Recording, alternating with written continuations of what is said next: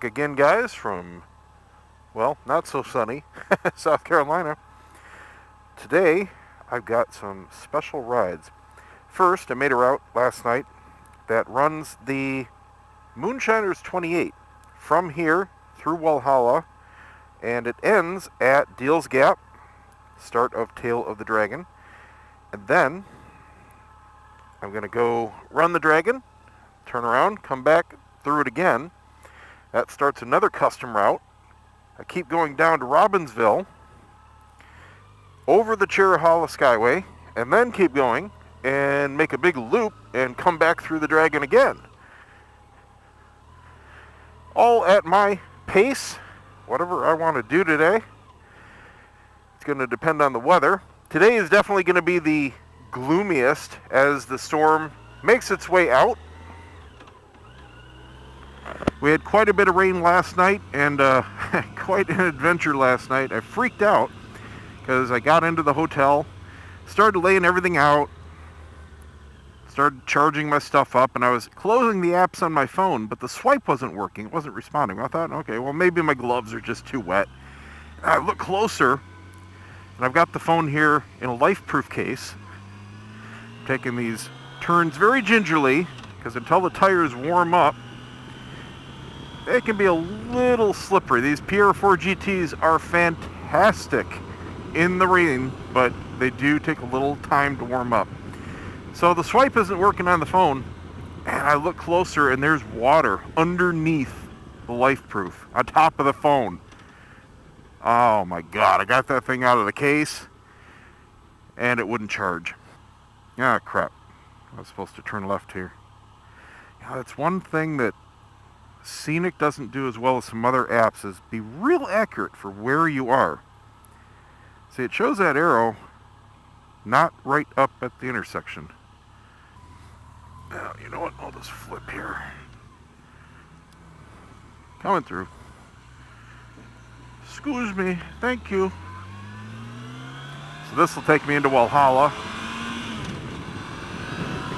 Yeah, so the phone wouldn't charge. I'm thinking, oh great, I fried my phone. Now I gotta get a phone in the morning. Obviously I need it for the trip. Well, I was wondering why I was getting a lot of whistle through my helmet there. I had it in the configuration for blowing the water out of my face, but I usually have earplugs in, and it sounded quite noisy. Anyway, sorry, I keep getting distracted. So I pull it out, it just goes ding, and then the charge light goes out. Oh, that's wonderful. Well, I thought, you know what? Let's not freak out. It might not be the phone, because I'd never used that particular wall charger with the phone before, so I used it with the iPad. Same thing. Okay. Whew.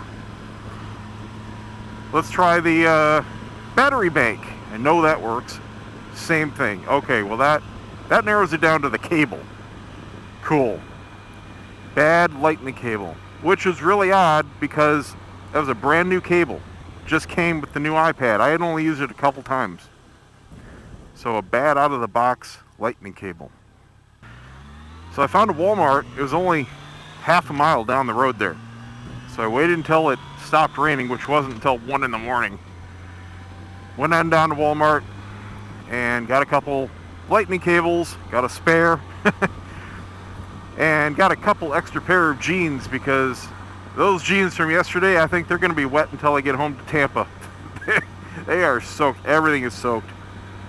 I had the heater running, alternating between high heat and high cool, trying to dry things out as best I could. Gloves are still damp. They're okay though. Jacket pretty much dried out. The wicking shirt pretty much dried out. Boots, a little soggy still. My socks dried most of that up, but I can feel my feet a little soggy right now. But I figured with today, everything is going to continue to get a little wet, so it's not that big of a deal. I checked the radar, and it's going to be kind of spitting all day today in this entire area. It's really going to depend on where you are. It's so spotty in the mountains here, you can't really figure out exactly what it's going to be like unless you're in the same spot. And I looked at the radar here on the phone. Where I'm going is actually better than where I'm coming from. So it should start to clear up a little bit, maybe in another 20 miles or so. I've got about 110 miles from here through to the end. So I'll pick this up when I actually start the Moonshiners. I've got a little ways to go here before I get to Walhalla, which is a little town. I stayed there a couple trips ago, so I was a little closer, but the hotel kind of sucked. This was a very nice one. This Days Inn, I would recommend that to anyone in the area. Nice and clean, good amenities, very close to everything you need. So that was a nice place to rest up.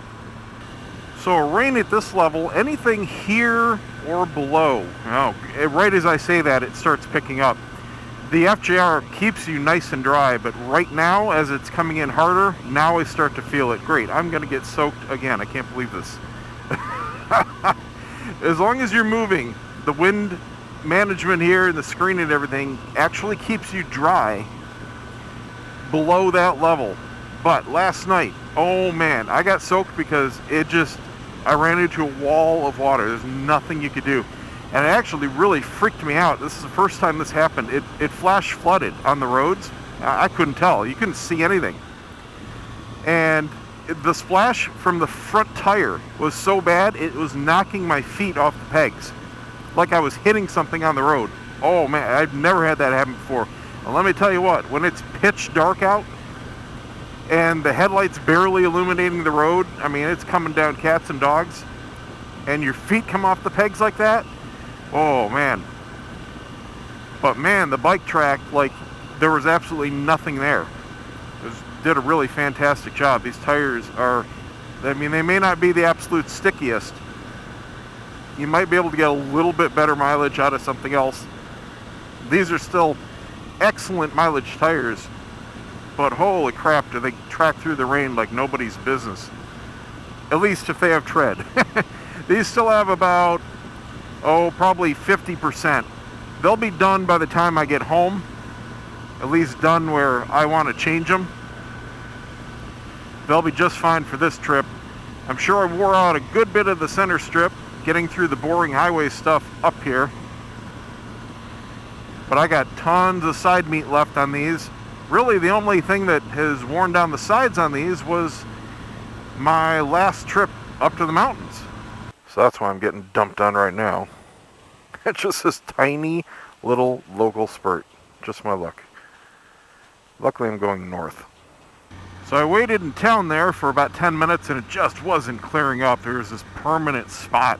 Must just be the way the air flows right around the area there. So I headed on out. Quite wet, but really didn't have a choice. Not soaked though. Almost out of this little cloud here. I'm actually on 28 right now. And in just a little bit here we start the actual nice twisties, and it'll be nice to have dry twisties. Taking it easy here while it's wet, of course.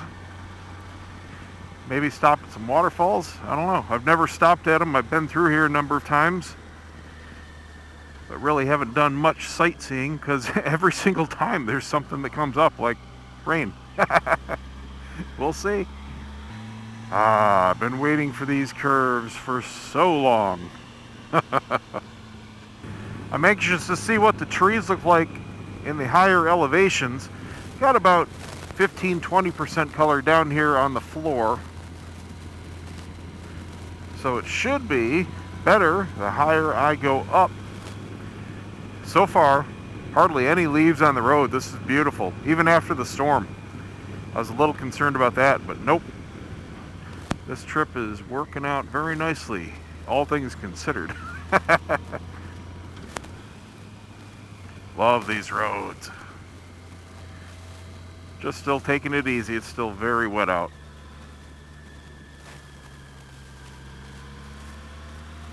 Quite tight.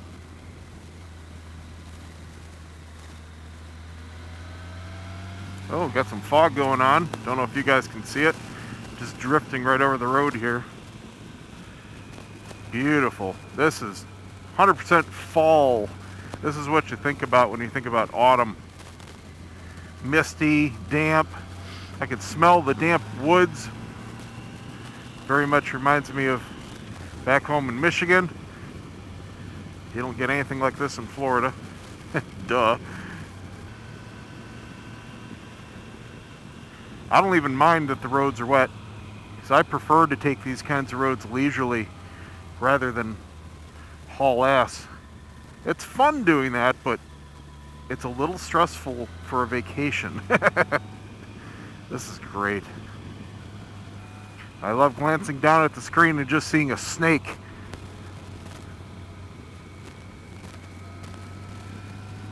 I think it is dry enough now. I'm not noticing too much active rain. Or I can put my screen down, because that really affects my visibility. Oh, that's better. And a lot better airflow. Dry out my helmet a little bit. Hey now, little bird.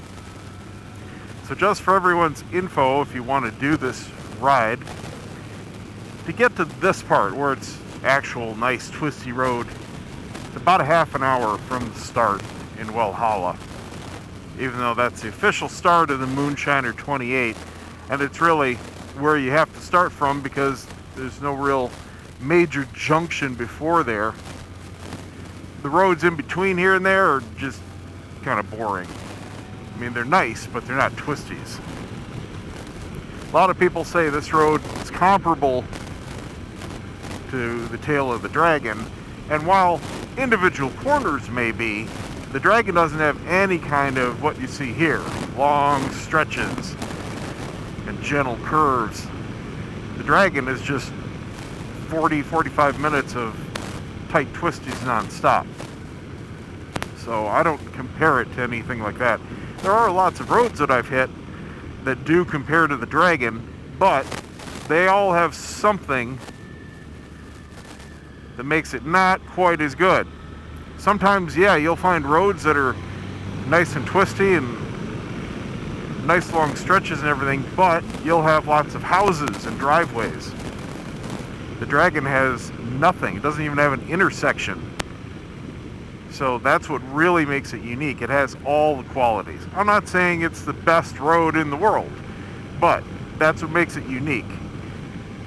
Long string of tight twisties, no intersections. The only thing that'll slow you down are slow riders, slow cars, or an accident.